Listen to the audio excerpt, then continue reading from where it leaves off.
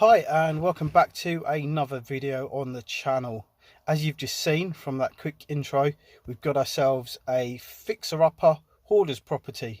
So this is a property that I've inherited from a family member, and it is a Victorian house, and as you can see there's a lot of stuff in there. So this video is the start of what we have been doing over this summer during lockdown. As and when I could get to the property, we've been emptying the house and removing all of the contents. So this video is just going to be showing the progress we've made so far.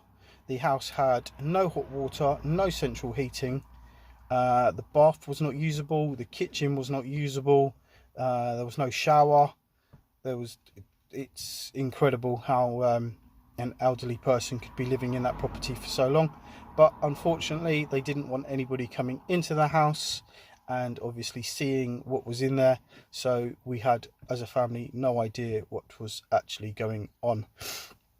So this is going to be a restoration and renovation of this Victorian house.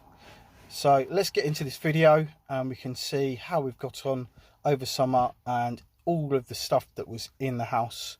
He lived in this property for many years and accumulated lots of stuff. Let's call it stuff. So let's crack on and see how we get on with this, and I will catch up with you in a bit.